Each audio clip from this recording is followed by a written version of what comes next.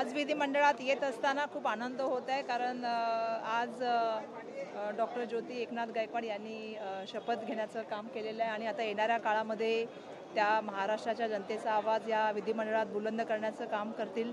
त्यांच्या माध्यमातून विविध प्रश्न विचारले जातील आणि आज महाराष्ट्रामध्ये जी परिस्थिती आहे, आज मला वाटतं आदरणीय नेते शरदचंद्र पवार साहेब मातकनवाडीला गेलेले आहेत. त्यांचं त्या ठिकाणी मार्गदर्शन चालू आहे. आमची इच्छा आहे की येणाऱ्या काळामध्ये जे आहे ते EVMमध्ये वोट न होता बॅलेट पेपरच्या माध्यमातून वोटिंग व्हावं.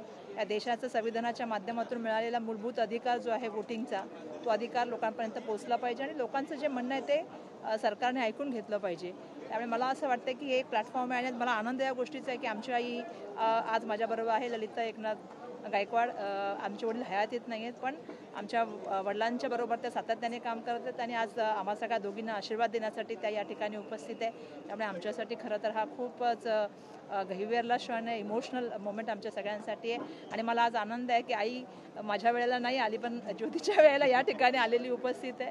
आणि त्यामुळे आम्ही काय सांगू, आज आनंदाचा पण क्षण आहे. आमच्यासाठी थोडासा वडिलांच्या आठवणीने आम्ही सगळेजण या ठिकाणी गहिवरले. बाबा असते तर किती छान तुम्हाला वाटलं असतं आणि काय भावना?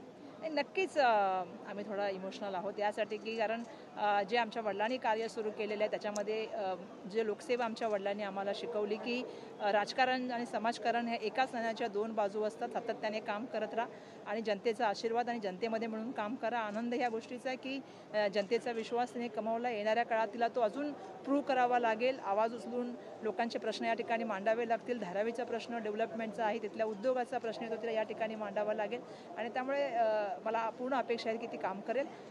बिलकुल गहिवरलो यासाठी, कारण आज वडील असे तर त्यांना अभिमान असता की मुली म्हणजे आज राजकारणामध्ये आलेल्या आहेत आणि सक्रिय राजकारणामध्ये काम करत आहेत. आता लोकांनी मला खासदार म्हणून निवडून दिलं आहे, तिला आमदार म्हणून निवडून दिलं आहे. त्यामुळे आमच्यासाठी हा खूप अभिमानाचा क्षण आहे, कारण भारतरत्न डॉक्टर बाबासाहेब आंबेडकरांच्या अनुयायी म्हणून काम करत असताना आज इथपर्यंत पोहोचलो, हा आमच्यासाठी खूप महत्त्वाचा क्षण. तुम्ही प्राध्यापक आहात वर्षाताई, आणि त्यामुळे बहिणींना आपल्या ज्योतिताईंना काही धडे दिलेत का? नाही, मी कालच सांगितलं, मी ज्योतीला सांगितलंय तो की लोकांशी जुळून काम कर, नम्र राहा. हे जे जागा या ठिकाणी तुला निवडून दिलेल्या लोकांनी, हे विधिमंडळ हे कायद्याने स्थापित आहे. या ठिकाणी कायद्याच्या आयुधाचा वापर कर, लोकांचा आवाज म्हणून ते या ठिकाणी उचलण्याचं काम कर.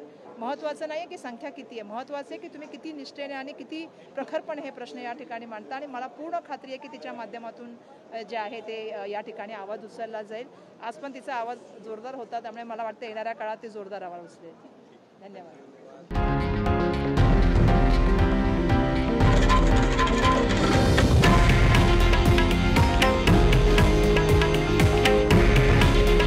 हे आहे देशातील नंबर 1 न्यूज नेटवर्क आणि आपण पाहत आहात TV9 मराठी.